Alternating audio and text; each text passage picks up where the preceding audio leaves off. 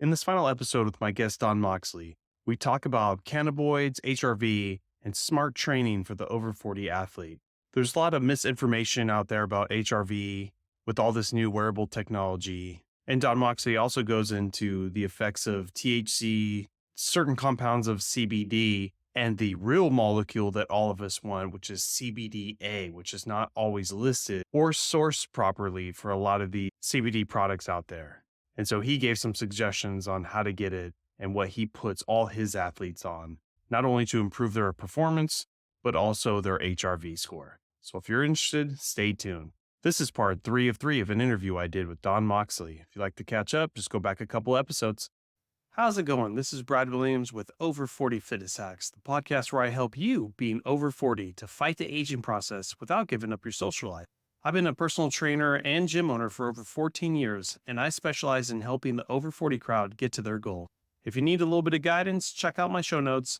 I have a link to schedule a free 15-minute Zoom call, and you can ask all the questions you want. But enough of that. Let's get on with the episode. Well, Don, let's go back. You were touching a little bit on the cannabinoids. That's the feeling that we're getting the runner's high and all that. And then we wanted to talk about cannabis and human performance. As far as dealing with trauma and your HRV, I mean, okay, so cannabinoids can help. How do you segue into human performance with that? I was real interested on your thoughts because it seems more of a calming thing versus performance. To me, sounds like you're back in that fight or flight. That's exactly right. And that's our challenge today. Brad, at an elite level, everyone's training hard, okay? Everyone goes hard. The benefit, you don't get stronger training hard. You get stronger recovering from a hard training session. Number one, so anything that you can do to drive improved recovery will create improved performance, okay? And then that combined with the two things I really pay attention to, I tend to look at training through the lens of economics rather than through physiology. So in my mind, every time I start a workout, it's what is the amount of work necessary to trigger the signal that I want metabolic to get my body to respond optimally in that amount of time. You know what? When I was at Ohio State, we had a very talented wrestler, 2-time national champion. We were talking about overtraining, and he said, wherever that overtraining line is, I want to be one step short. Here's what he wasn't taking into consideration, that there was a lot of distance between trigger of optimum recovery and that one step short. Yeah. Okay. Wasting money, wasting economic, metabolic money. And I think this is the thing that we're starting to move. Everyone goes hard now. Everyone.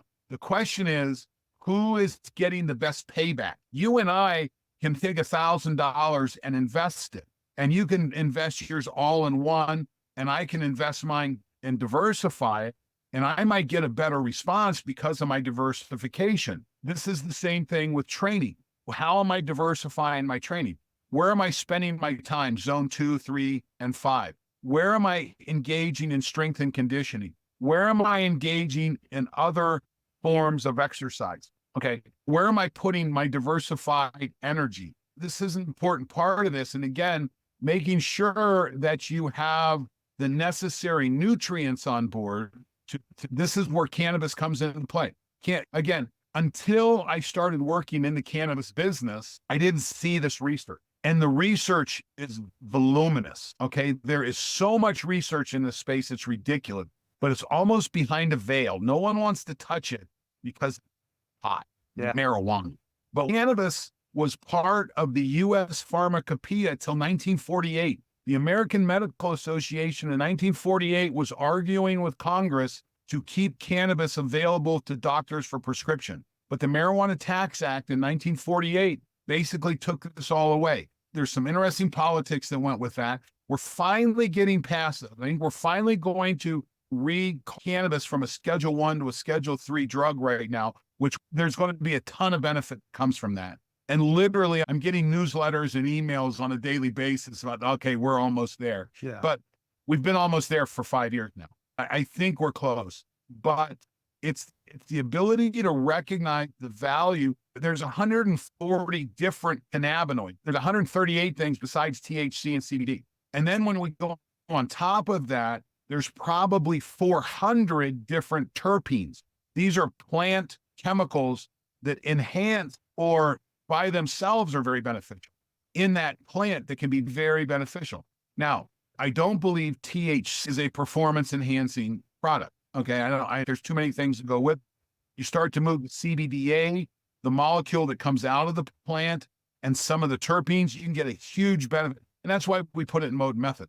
Yeah, it took a while coming from my background of personal training and a little more aesthetics, also health, promoting that as well too, but more aesthetics, I think, in my younger years. And that's what everyone was paying us personal trainers for. Hitting my 40s and making that switch. And then from our training back in the day, it was more of stimulating that muscle by tearing it down, working it hard, mechanical tension as much as you can. And that's how you get to grow. And then learning later that will work, but it's not the better way. It doesn't take much to affect the stimuli of your muscles. It's a hormonal response where I can get just as big as I wanted to using half the weight, a little bit more time under tension and recovery, just like you're saying. And oh my God, why did I beat myself up in my 20s doing all this when I could have done it so much easier and better? Because that's what we thought. Exactly. So I learned that not from reading books or anything. I learned it from just biohacking my own body and testing theories out. And lo and behold, I'm now have no joint pain. I feel so much better. I've got the body of a 20-year-old again, like I used to, so much happier. So it's like you start learning all these things just by listening to your body. So have you played around with blood flow restriction yet? Yeah, I did have someone in my gym that had that stuff. I never got to really get my hands on one because I didn't want to buy it at the time. And I've had some people in my podcast talk about it, and it's always been on my horizon. I just never got it to mess with it because everything else is working so great. Check out my friends at bestrong.com. Okay. And pretty affordable. The Katsu stuff is expensive. That's where who was renting space from one of my gyms. Yeah. So the Katsu stuff, good. I don't want to minimize it, but it's pricey. You can go to the folks at Be Strong. They're out of Utah, Salt Lake City, Utah. Jim Stray Gunderson was the founder of the Jim passed away a couple of years ago. His son's driving it now. The technology and the science is elite. It's very good. And again, the thing that's changed in my mind, things, economics. Okay, where do I get the biggest bang for my buck? Yep. And what are the tools that I can use to improve those economic and blood flow restriction? Using heart rate training, blood flow restriction, these are all things that drive the economics of physiological response. Yeah. My whole theory that I promote on my show is cutting half the weight down, doing stuff with more time under tension, and that blood flow restriction takes that even lower to where you're using a 5-pound weight and it feels like a 60-pound weight. So I get the science technology. I just haven't messed with it too much. It doesn't make it hurt less. Yeah. It just gives you more benefit. And as we get older, we have challenge. Again, I turned 62 on my next birthday. 4 years ago, I had my 7th and 8th knee surgery. My 7th was to remove loose bodies from my knee from my 6th knee surgery 27 years before that. But I got an MRSA infection from that surgery. And my 8th was to clean that out. And it's taken me a solid 3 years to really get back from that. But blood flow restriction has been a huge part of that. The ability to do half the work, but get the same benefit. And that's part of the challenge that as we get older and our recovery tends to drop, testosterone levels are dropping. I mean, that's one of the beauties of youth. When that furnace is burning hot, it can burn anything, right? Yep. But as our furnace slowly turns down over time, we've just got to be smarter. Yeah. Wrapping up what we're talking about and going back to cannabis for performance, you mentioned that CBDA is more the molecule everyone's looking for and probably mostly for recovery so you can perform better.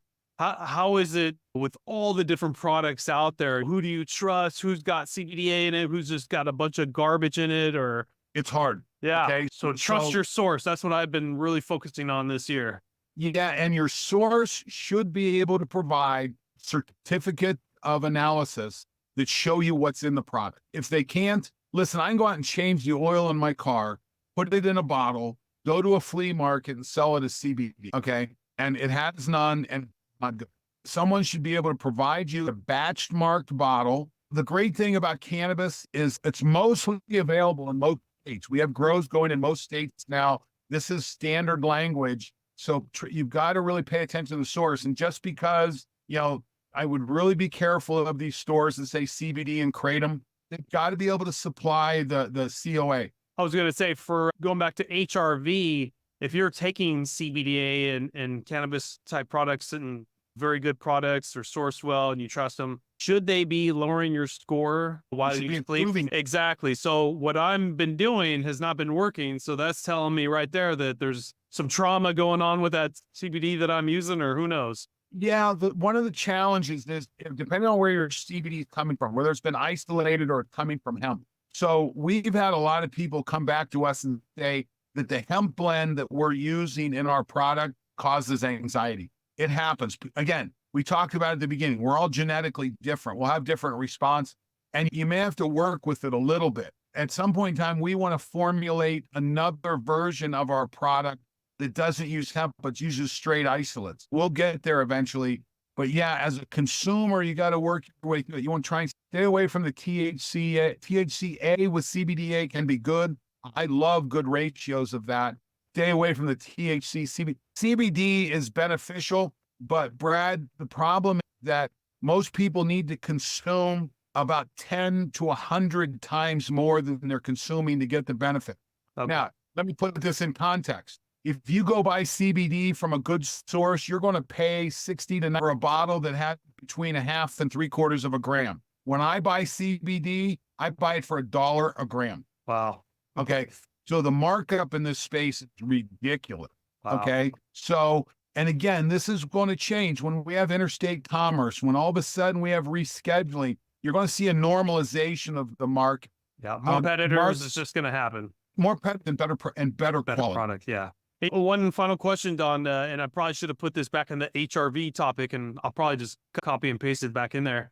For an HRV score for the over 40 audience who's fit, they're into health and wellness and longevity. We understand that those Olympians have, you mentioned that 100+ score. I mean, we're obviously not going to be willing to do the work for that. What is a score that we should be shooting for? 20 and lower, bad, but what's something that some of us 40, 50-year-olds can achieve and should go for? Something better than yesterday, last week, last month.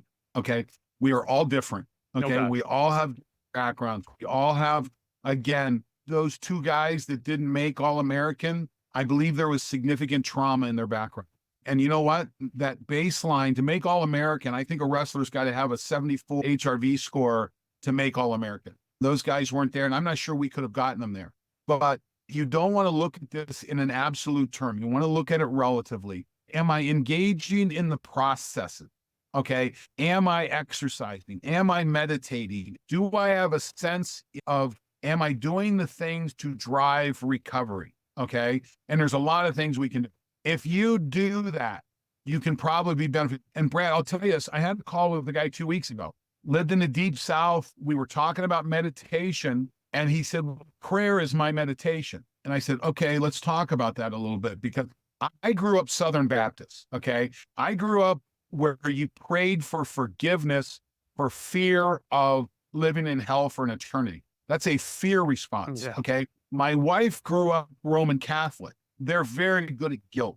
Okay. I've changed my relationship with my God or my universe or whatever you want to call it. I believe in a loving, forgiving, I believe that's our nature. And I don't believe I can make a mistake bad enough if I'm in the right frame of mind that's going to cast me into hell forever. I don't have that fear response.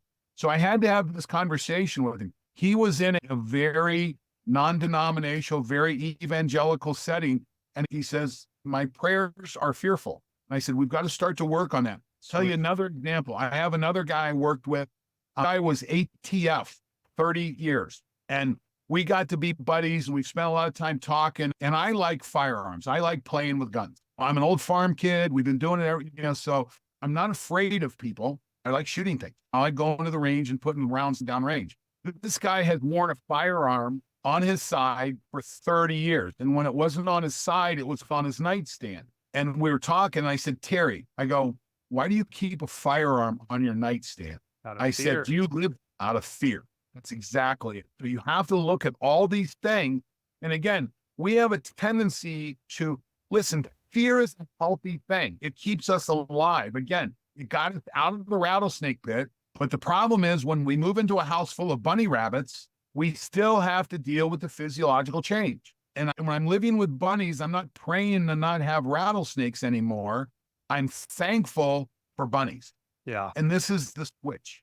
Yeah. And I think that's the whole thing of whether you pray, you meditate, or just sit there and breathe and feel your body. Everything is more of positive affirmations and feeling good, enjoying the process, which helps calm that nervous system down. So I knew exactly what you're talking about when people are in that fear mode. That's not healthy.